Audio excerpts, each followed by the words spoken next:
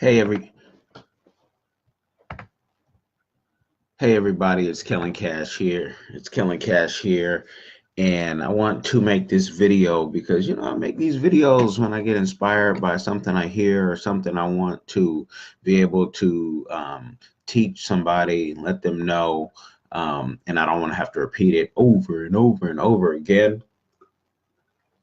And today's early morning topic is Black Americans embrace Africa, but don't romanticize Africa. And I say that because, working with the different clients and the current trips that we've taken to Africa for the summer and just before that, and just the experience with Africa, a lot of Black Americans like to romanticize Africa. Even people, when they're going back home, they like to romanticize Africa, or romanticize a place and make it feel like it's a fairy tale. And every country, every place has its good and its bad. The grass is always greener, and if you're a traveler, your next experience is always your best experience. And so what I mean by that is, this morning I get a text from somebody who wants to tell a media client, some talking points of what to say about the issues that are going on in South Africa. And this person has never been to Africa. So, but the way they said it was, as one of the leaders, Julius, part of the EFF out there, as if he had said this. And so I'm having to clarify on a message like, did Julius say this? Because this doesn't make sense. And it was talking about kicking all whites out of South Africa and giving them 2 months, which is a crazy notion. If you've ever been to South Africa, that ain't happening anytime soon. I mean, the soil in South Africa will overturn and become the sky before you can kick out all the whites, which is just a crazy notion, because many South Africans will tell you that they like the mix. They just want things to be more fair, and for land, that was stolen, to be returned. But you can't make it seem like all in anything. That's just not happening. Hitler couldn't kick out all the Jews, and he tried, and he was trying, but it just didn't happen. So when talking with this person a little deeper, we're talking about, I know they've never been to Africa, because we've talked like that. But I said, South Africa's mixed of blacks, coloreds, whites, Indians, and they didn't even know what coloreds truly meant, because what it means, and excuse me real quick, what it means on paper and what it can mean in South Africa are, can be two different things. Um, you know, you being, a lot of Black Americans go to Africa and they find out that they're not as black as they think they were, and that they might be considered colored depending on, their skin tone and whatnot. I have a friend who went over there, and she's black clearly here, but over in Africa, she's considered white. They call her, white girl, and she has the blonde hair and whatnot. So, don't romanticize Africa like this is just going to be your Wakanda. It's more than a movie. Every place has its good and its bad. Many Americans, period, would not be able to handle different places in Africa, and you have to be able to find out your country, also your city, not just your city, but what neighborhood you live in, because all that can depend on what you're used to or what you're comfortable with. Many Americans, Black, white, Asian, Hispanic, in between, that are from America, would be shocked on the power outages. It was funny on, when you take Americans anywhere outside of the country and there's power outages, and they start to kind of freak out sometimes, like, what's going on? Is there a problem? Chill out. The generator will kick back in. You're home. Relax. But many people couldn't handle the water shortages that happen in many places in Africa and outside of just the U.S. Also that warm showers aren't something that, everyone does. A lot of people grew up taking cold showers, and that was just the norm. And that's also can be because the climate is hot enough where a cold shower is what you want. So don't romanticize and just think that you watch some National Geographic, you even if you travel to Africa, that you have the answers for Africa. The one thing I would say that if you are a foreigner to Africa is be quiet and learn first. And then if you think you can do something, invest your money after you learn. Sit on that for a second while I take a sip.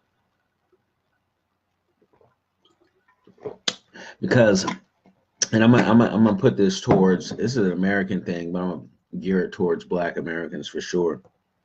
Too many have the answers to other people's problems, but you haven't focused and done your own problems. You haven't figured out how even to pay your own bills, and you want to talk about a whole continent, and then you want to break it down to countries if you're sophisticated enough, and you haven't figured out how you're going to pay next month's mortgage or rent or some type of bill. So before you try to figure out politics, and if unless you're a finance person and an international person, you probably don't have the answers for the whole continent. you know. And if you don't have a passport, you really should first get that before you start talking about fixing a whole continent's problem. It's just that arrogance. That's that American arrogance that you think you can fix it. There's so many people in the so-called conscious movement in America who don't have passports, have never traveled anywhere, but all their stuff is theory. And a lot of them, talk this back to Africa, Marcus Garvey stuff, and they have no plans on getting on a plane to go actually do it.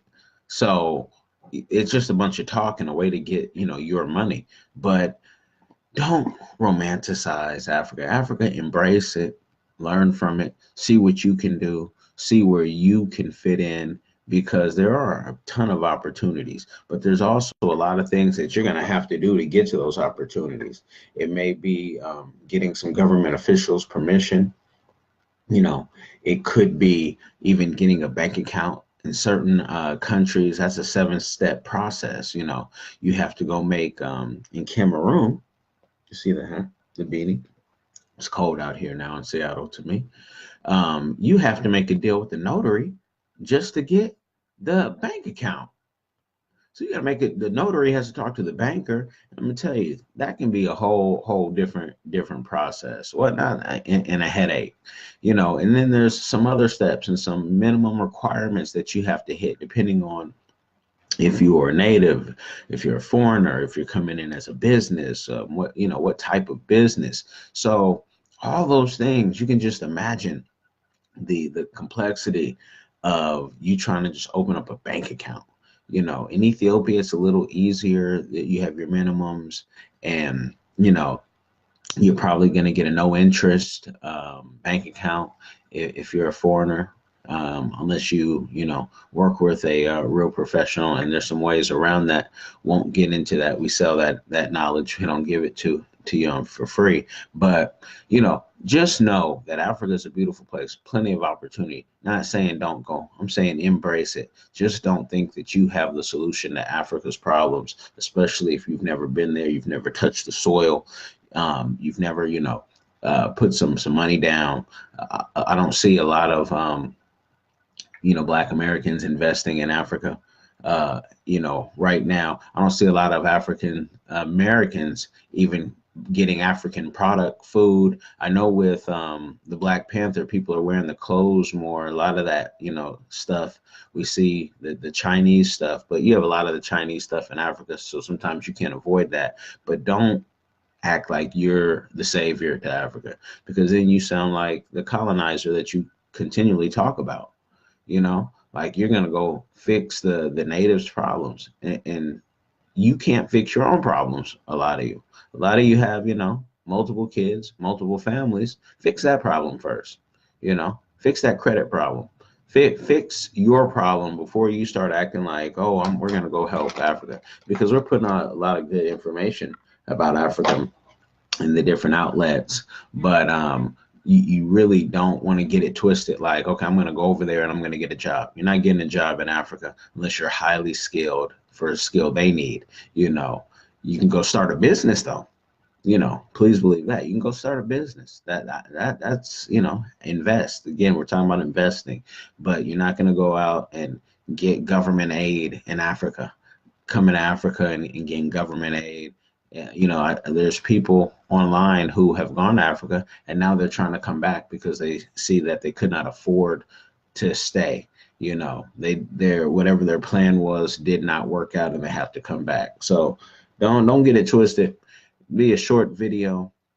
If you need help traveling, starting business, we're partnering up with so many people on the continent to do different things, whether you're into wine, real estate, taxi business, whatever travel, timber, we can hook it up. Movies, we can hook something up. But you got to have wisdom, you got to have money, and if you're not willing to put up money, then the conversation stops, just like it would stop if you didn't have money when you go into Safeway or Walmart.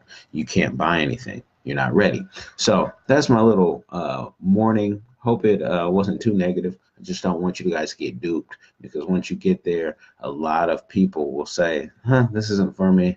I'm an American. I'm truly an American. Be ready to salute, do the Pledge of Allegiance, all that great stuff that you're against. But that's that, y'all. I'm gonna be out. Maybe I'll come back on here later on. Y'all be blessed.